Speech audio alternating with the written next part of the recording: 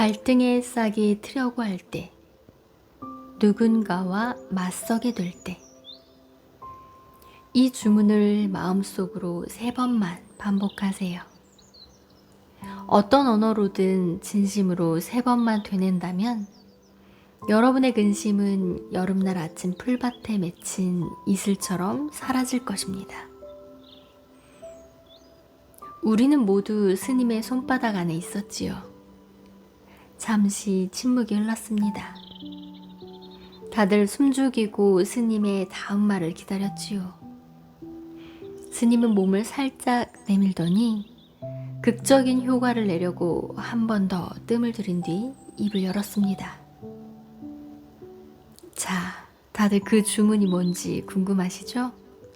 바로 알려드리겠습니다. 내가 틀릴 수 있습니다. 내가 틀릴 수 있습니다. 내가 틀릴 수 있습니다. 안녕하세요. 낭독하는 빵순이입니다. 한 주간도 잘 보내셨나요? 저는 이번 주에 조금 바쁘긴 했지만 보람찬 한 주를 보냈습니다. 그리고 이틀 전에는 출판사에 계신 분에게 3권의 책을 선물 받았는데 그 중에 제가 읽고 싶던 책이 있었어요.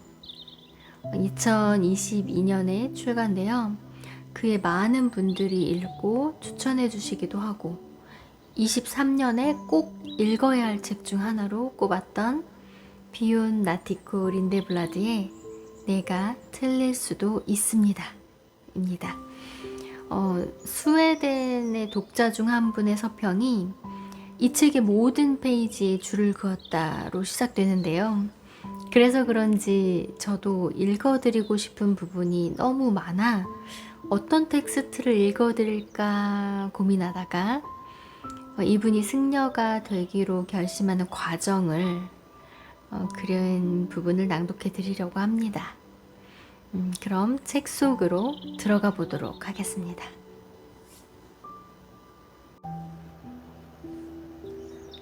가만히 있어도 불편한 삶.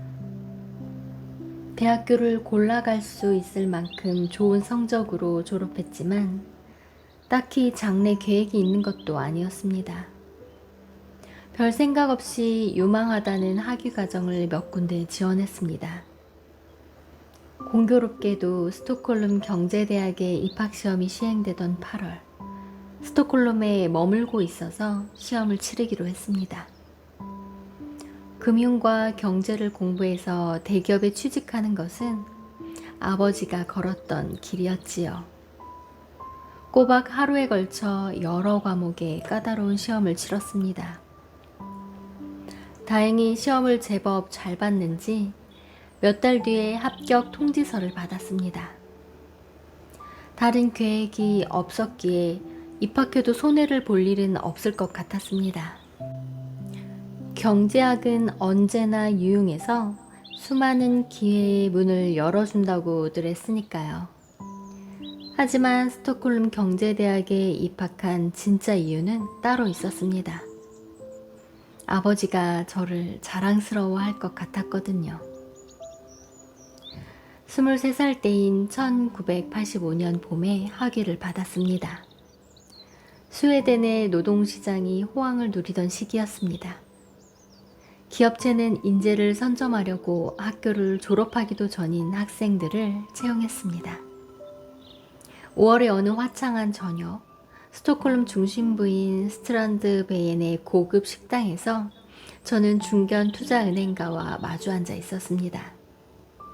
저녁 식사를 하면서 면접을 보는 자리였지요. 저는 총명한 인상을 심어주는 동시에 음식도 먹으려고 온 힘을 기울였습니다. 제게는 늘 쉽지 않은 일이었지요. 식사와 면접이 무사히 다 끝나고 악수를 하는데 면접관이 말했습니다.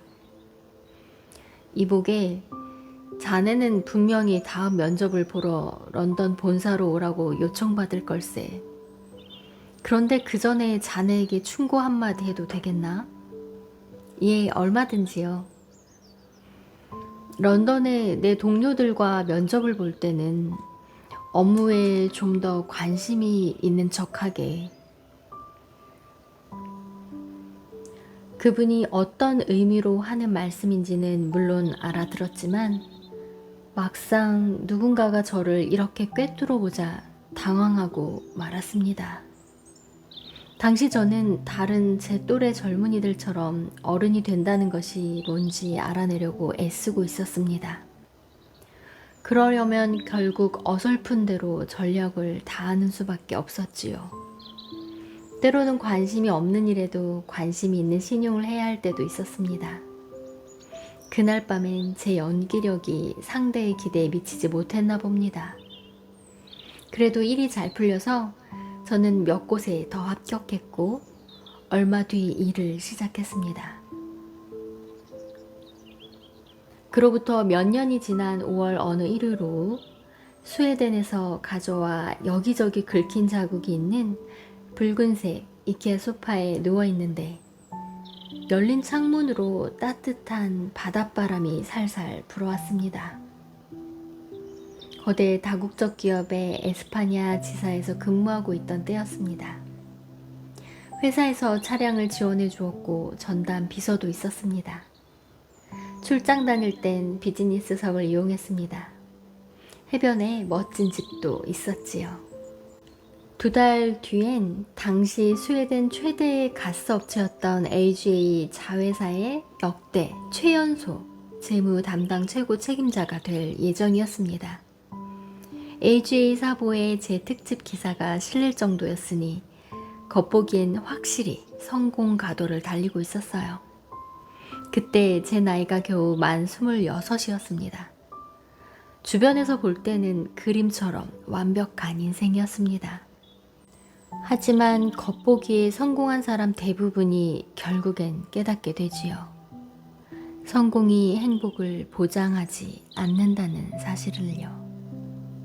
성공과 행복은 서로 다른 것이니까요. 다른 사람들의 눈에는 제가 인생을 능숙하게 살아가는 것처럼 보였을 겁니다. 확실히 물질적으로나 직업적으로는 많은 것을 이룬 상태였습니다.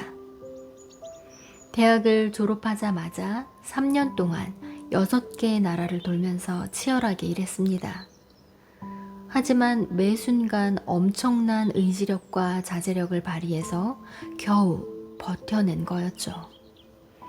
저는 여전히 속내를 숨기고 재무관리에 관심이 있는 척 했습니다. 우리는 무언가에 진심이 아니더라도 열심히 흉내를 내면 생각보다 무척 오래 버틸 수 있거든요. 하지만 자제력만으로는 더는 해낼 수 없는, 아니 해내고 싶지 않은 날이 옵니다. 한 사람의 일상에서 대부분을 차지하는 일은 우리 존재의 더 깊은 부분에 자양분과 활력을 공급해야 합니다. 그런 유형의 자양분은 흔히 성공해서 얻을 수 없습니다. 오히려 함께 일하는 사람들과 끈끈하게 이어져 있다는 느낌에서 자신의 업무가 의미 있고 자기 재능이 어떤 식으로든 세상을 바뀌게 한다는 느낌에서 나오지요. 제 경우에는 일하러 나가려고 빈틈없이 차려입고 반짝거리는 서류 가방을 집어들면 마치 연극에 출연하려고 분장한 것 같았습니다. 아침마다 거울 앞에서 타일을 메고 엄지를 치켜 세우며 이렇게 말하곤 했지요. 자, 오늘도 신나게 시작해볼까? 하지만 속으론 이렇게 중얼거렸습니다. 기분이 별로야. 일하러 가기도 싫고 일 생각만 하면 왜 이렇게 불안하지? 마음 한구석엔 늘 의심이 회오리처럼 몰아치는 것 같아. 내가 준비를 제대로 했을까? 기대에 부응할 수 있을까? 상사들이 나를 언제쯤 꿰뚫어 볼까? 내가 그냥 경제에 관심이 있는 척하고 있다는 걸 언제쯤 알아차릴까? 붉은색 소파에 멍하니 누워있던 그때, 그런 의심이 평소보다 더 세차게 밀려드는 것 같았습니다. 문득 스톡홀름 경제대학에서 공부했던 책의 한 대목이 떠올랐습니다. 대기업 재무 담당자의 주요 동기는 무엇인가? 바로 주주의 이익을 극대화하는 것이다. 그 순간 저는 제가 주주의 이익에 아무런 관심이 없다는 사실을 깨달았습니다. 그게 나한테 무슨 의미가 있지? 내가 주주를 한 사람이라도 만난 적이 있나? 설사 만났다 해도 내가 왜 그 사람들의 재산을 최대한으로 불리는 데 전력을 기울여야 하지? 머릿속은 그 주에 처리할 업무를 생각하느라 분주했습니다. 제 역량으론 도저히 감당하지 못할 것 같은 일도 있었습니다. 경영진 회의에서 마드리드 외곽의 탄산 공장 증설 안건에 대해 의견을 제시해야 했고, 스웨덴 본사에 분기 보고서도 제출해야 했지요. 아직 여유를 즐길 수 있는 일요일 오후였지만 마음속에는 다가올 업무 때문에 불안이 가득해 가만히 있어도 쉬는 것 같지 않았습니다. 그게 어떤 기분인지 다들 알 겁니다. 그런 정신 상태에서는 모든 생각이 시커먼 필터를 통과하는 것과 같습니다. 무엇을 떠올리든 불안과 걱정, 허탈감과 무력감으로 이어집니다. 그때 제 마음이 말했습니다. 어떻게 하면 이런 기분에서 벗어날 수 있을까? 여기 누워서 암울한 생각만 계속하고 있어봤자 나한테 좋을 게 하나도 없잖아. 사원에 첫 발을 내딛다. 태국 북부에 있는 어느 사원에서 영어로 한 달짜리 명상 과정을 진행한다기에 주소를 알아봤습니다. 예전에 명상을 한두 번 시도해 보긴 했지만 진짜 명상이 어떤 것인지는 제대로 알지 못했습니다. 그나마 예전에 여행을 다니면서 불교 승려들을 본 적이 있었는데 새벽에 바리떼를 들고 마을을 돌아다니며 탁발하는 그들의 모습은 참으로 느긋하고 편안해 보였습니다.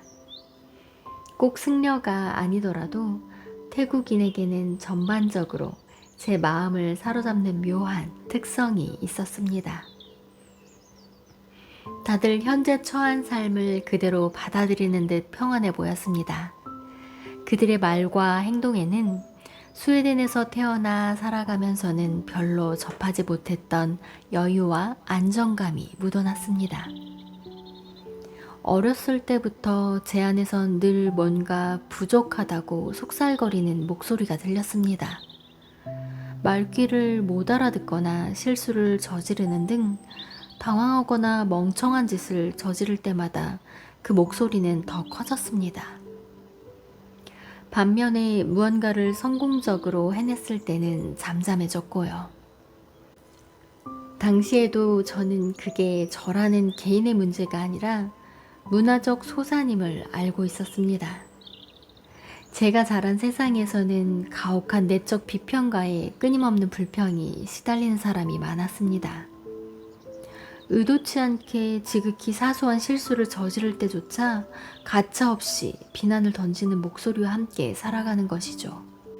이런 환경의 사람들은 자신이 기대에 비해 부족하다는 느낌과 언젠가 그 부족함을 남들에게 들킬 것 같은 두려움을 안고 살며 다른 이들이 자기 실체를 알면 경멸당할 거라고 믿습니다. 그래서 본 모습을 들키지 않으려고 갖은 요령을 부립니다. 그렇게 살아가는 것은 당연히 주변 세상과 상호작용하는 방식에도 큰 영향을 끼치지요.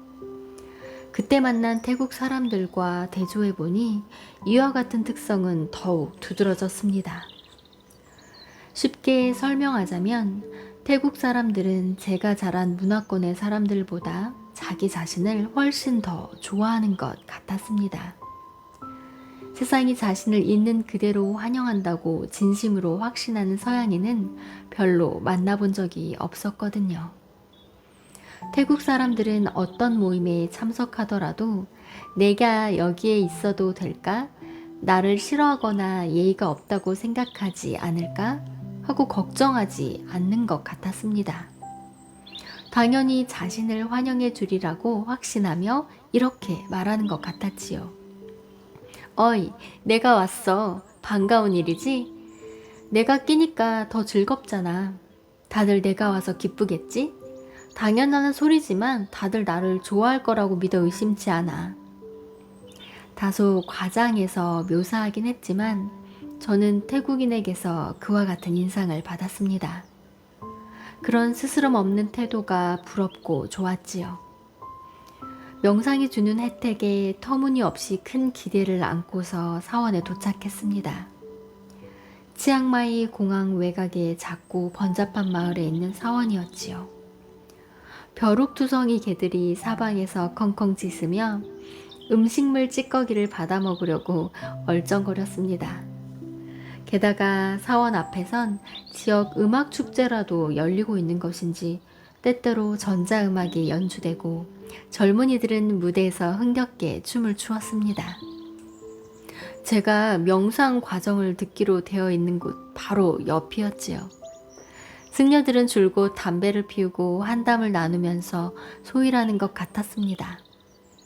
명상을 하는 사람은 다 저 같은 서양인 뿐이었습니다. 우리는 주변 분위기와 상관없이 사뭇 진지했습니다.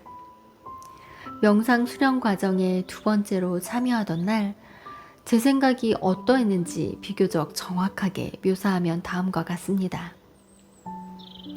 자, 시작해볼까?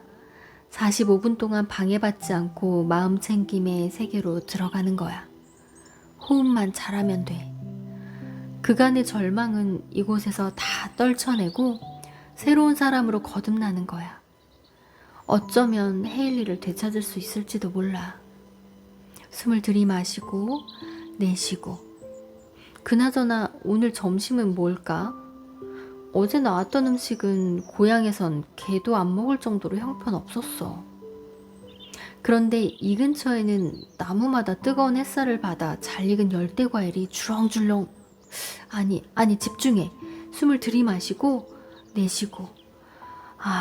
그런데 커피는 진짜 아쉬웠어. 가만 생각해보니 어이가 없네.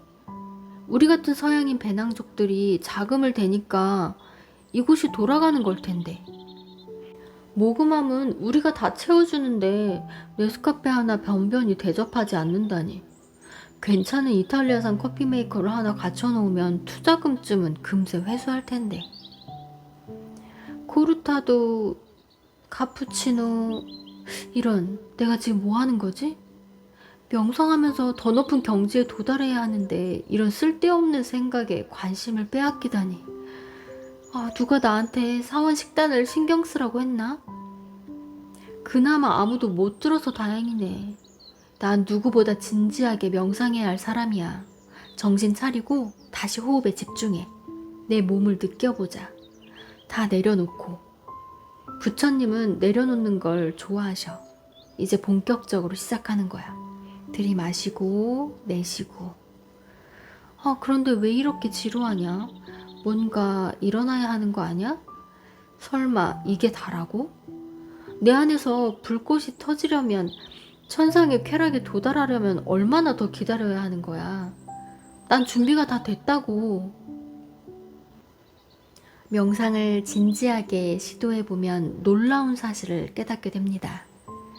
지금까지 아무리 합리적이고 이성적이며 분별 있고 실용적인 사람이라고 자처하는 사람일지라도 알고 보면 대부분 사고 과정이 이리저리 날뛰는 서커스의 원숭이처럼 제멋대로 오락가락하는 생각들로 이루어져 있다는 걸 말입니다. 많은 이가 명상을 처음 시작할 때는 마음이 금세 고요해질 거라고 생각합니다. 하지만 전혀 그렇지 않습니다. 잠깐 동안은 그럴 수 있지만 정말 잠깐뿐입니다. 죽은 사람의 마음만이 계속해서 고요할 수 있지요. 살아 숨쉬는 한 우리는 두뇌를 쓰기 마련인데 본래 어떤 안을 구상하고 그 안을 다른 안과 비교해서 새로운 안을 재구성한 뒤 그것에 또다시 의문을 제기하는 것이 두뇌의 일이니까요. 우리 머릿속에서 전혀 검열되지 않은 채 불쑥불쑥 떠오르는 생각을 직면하면 당황해서 겁을 먹거나 실망하기 쉽습니다. 남들이 우리 마음을 읽을 수 없어서 그나마 다행이지요. 아마 그들도 우리와 다르지 않다는 사실에 안심할 테지요. 자연스러운 일입니다. 남들도 다 그렇다면 이상할 게 없습니다. 우리는 그저 머릿속에 떠오르는 것들은 생각일 뿐, 진실은 아니라는 사실을 이해하기만 하면 됩니다. 아울러 내면에서 벌어지는 생각의 고개에 주목할 줄 아는 것은 유용한 기술입니다. 그래야 필요할 때 그런 생각을 한 발짝 떨어져서 바라볼 수 있기 때문이지요. 우리는 생각을 덜 심각하게 받아들이는 법을, 그 생각에 더 냉철하게 접근하는 법을 배울 수 있습니다. 아, 희한한 생각이 또 떠올랐군. 괜찮아. 어차피 난 그 생각을 놓아버릴 거니까. 저는 이제 막 내면을 탐사하기 시작한 사람들과 이야기 나누기를 좋아합니다.